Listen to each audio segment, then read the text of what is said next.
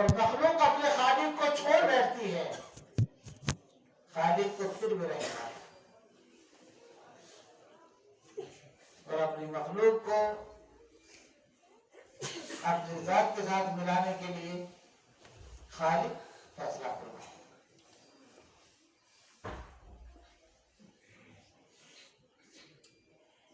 अल्लाह रब्बुल आलमीन ने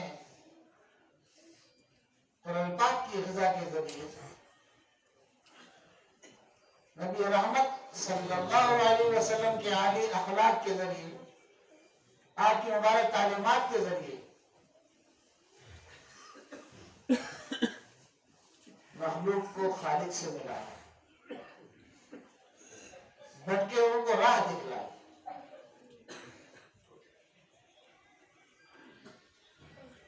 कुरान पाक में अल्लाह रब्बुल आलमीन ने ये एजाज रखा है कि अगर आदमी संग दिल न हो, खुदगर्जी में मुब्तला न हो, तो इसकी तालीम में तासीर है। आदमी सुनता है और इसी का हो जाता है। ये दीनी इदारे आज की इंतहाई अहम जरूरत है, इसलिए कि आज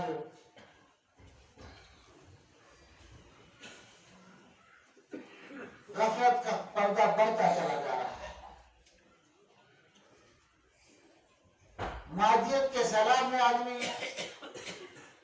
अल्लाह से करता चला जा रहा है।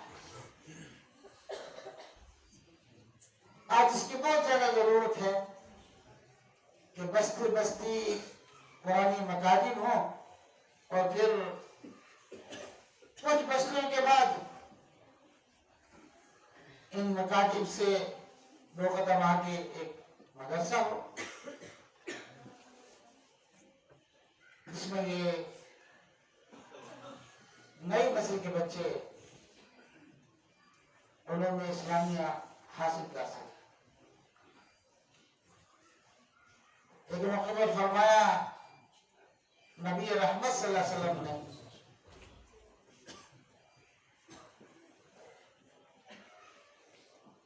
खुद आलिमन, तुमसे अगर हो सके तो आलिम बनो। आदमी के अंदर इस अजीम नियामत को लेने का मिजाज रहना चाहिए। आज ये मिजाज खत्म होता चला जा रहा है। अब थोड़ी देर बैठना भी आदमी अपने ऊपर बार महसूस करता है। एक दौर था कि आदमी तिजारत भी करता था, ज़राअत भी करता था, मजदूरी भी करता था, दीगर काम भी करता था, लेकिन इल्म से एक रिश्ता था, उलमा से एक रिश्ता था, इल्म के हासिल करने का एक मिजाज था।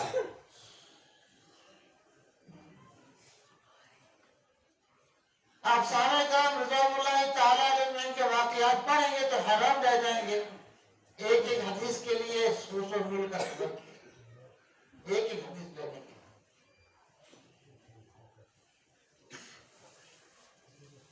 कुरान वैसे भी एक अजीम नियामत है, जिसको नियामत मिल जाती है वो निहाल हो जाता है, कामयाब हो जाता है। इसलिए फरमाया अल्लाह के रसूल सल्लल्लाहु अलैहि वसल्लम ने, अपने कुलूब को वीरान मत रखो। जैसे वीरान घर होता है, कोई बंजर जमीन होती है, कोई गैर आबाद बस्ती होती है, खंडरात, अपने दिल को वीरान मत बना। दिल की आबादी क्या है? अल्लाह की याद, अल्लाह के कुरान के पढ़ने और सुनने का ज़ौक़ और मिजाज, खुद और अपने अहल अयाल को कुरान पाक के साथ जोड़ने का मिजाज।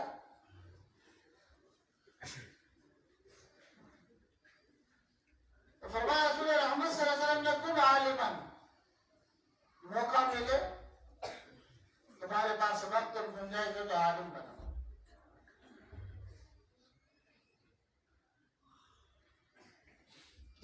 फरमाया रसूल रहमत सल्लल्लाहु अलैहि वसल्लम ने, मन ज़ारा आलिमन फ़क़त ज़ारानी, जिसने किसी बाअमल आलिम की ज़ियारत की गोया मेरी ज़ियारत। इल्म एक अजीम नियामत है।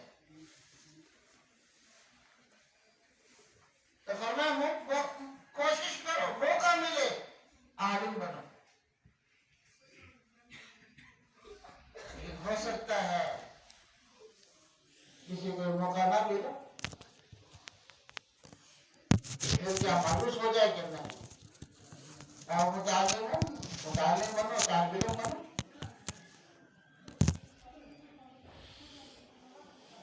मुसलमान को जो तालीम दी गई है कि मां की झोली से कब्र के गहवारे तक इल्म के हासिल करने में शर्म नहीं करती।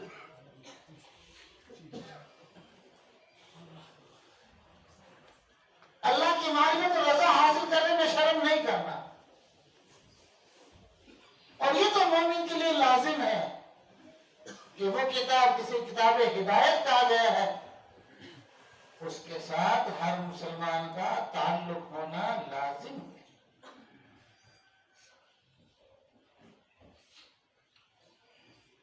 हर मुस्लिम का हाफिज होना जरूरी नहीं, लेकिन हर मुस्लिम का कुरान खान होना जरूरी है।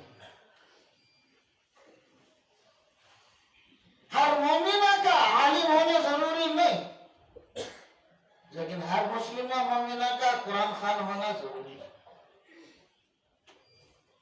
आप जरा देखें, सर के बाल से पैर के नाखून तक अल्लाह ने हम सबको खरबों की प्रॉपर्टी दी थी। कोई भी चार्ज फीस कुछ। ये हमारी जबान है, ये बोलती है। दिमाग में जितनी जबानें फीड हैं, जबान बोलती है। उर्दू बोलेगी, पंजाबी बोलेगी, गोजरी बोलेगी, पहाड़ी बोलेगी, कश्मीरी बोलेगी, फारसी बोलेगी, अरबी बोलेगी, अंग्रेजी बोलेगी। कोई बटन दबाना पड़ता है कुछ। फिर खाली बोलती नहीं है, जायका भी बदलाती है। मीठे का जायका बदलाएगी, नून चाय बन रही है तो किससे पता चलता है नमक कम है या ज्यादा? लेप्टन चाय बन रही है, किससे पता चलता है? इसी से। चीज खट्टी है या मीठी, किससे पता चलता है? इसी से। ये तो खाली गोश्त का एक टुकड़ा ही तो है। फिर कितने अजीम रब है, इसके साथ ये साथ में जोड़ दिया ताकि पता चले ताजा है, ठीक है या नहीं है, खुशबू है या बदबू है। अगर अल्लाह इधर रख देते तो रोटी सब्जी इधर लगा, इधर जाकर इधर दिखानी पड़ती, ठीक है कि नहीं? तो सर के बालों से पैर के नाखून तक ये खरबों की प्रॉपर्टी अल्लाह पाक ने दे दी है। क्या उसका हक नहीं है कि जब उसने कुरान नाजिल किया हमारे घरों में 30-30, 40-40 साल, 50-50 साल से मौजूद है, हम इसके साथ अपने ताल्लुक को जोड़े? क्या उसका हक नहीं है? आपके घर में कोई मेहमान आए, आपके बेटे में, आपके बच्ची में, उसको कहा इस कमरे में बैठिए। कितनी देर बैठेगा? 10 मिनट, आधा घंटा। अगर उसको पता चला कि आप उस कमरे में हैं और मुझसे मिलना नहीं चाहते हैं, ठहरेगा आपके घर को छोड़ के चला जाए। 500 बेड खोजेगी है, कुछ हजत कमर दोबारा आपके घर में आएगा? बिल्कुल नहीं आएगा, बल्कि एहतजाज दर्ज कराएगा कि बदअखलाक आदमी है, मुझे इस कोने में बैठा दिया, खुद ऊपर बैठा रहा। क्या ख्याल है आपका? 30-30 साल से 40 साल से कुरान पाक हमारे घरों में मौजूद है और हमसे बात नहीं कर रहा, आप उससे नहीं पूछते क्या है?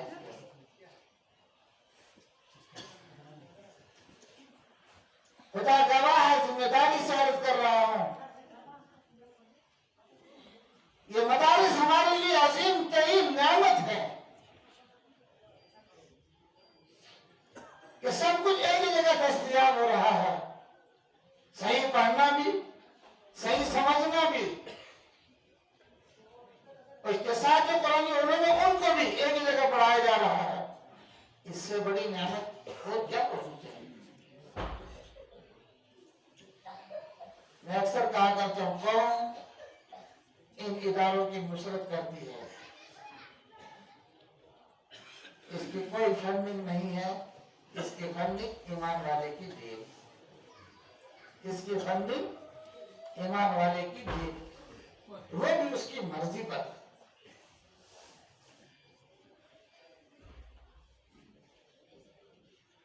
ईमान वाला अपना पैसा देता है, लेकिन इदारे उनको अफराद बनाकर पेश करते हैं, उसी से मस्जिदें आबाद हैं, मकातिब आबाद हैं, बस्तियां आबाद हैं, इलाके आबाद हैं। आपके सर में दर्द हो तो डॉक्टर को तलाश करेंगे, आपके बदन में हरारत हो तो डॉक्टर तलाश करेंगे, आपके जोड़ में दर्द हो तो डॉक्टर तलाश करेंगे, और अगर आपको मसला दरियाफ्त करना है तो किसको तलाश करेंगे? आलिम को तलाश करेंगे। वो कहां मिलेगा? जहां आपने बनाने के लिए अपने आप को लगाया। अगर डॉक्टर जरूरत है, आलिम उससे ज्यादा जरूरत है। सर में दर्द हर वक्त नहीं होता, लेकिन आजाने तो हर कुछ घंटों के बाद होती।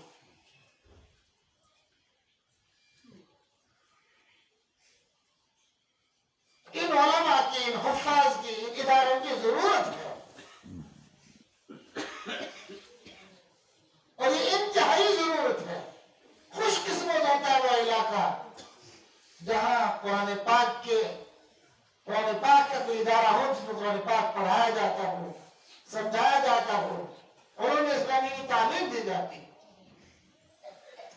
तो क्या फरमाया, कुन आलिमन, हो सके तो क्या बनो आलिम। नहीं मौका मिला तो क्या बनो, मुतालिम बनो। सीखने का मिजाज रखो, पढ़ने का मिजाज रखो।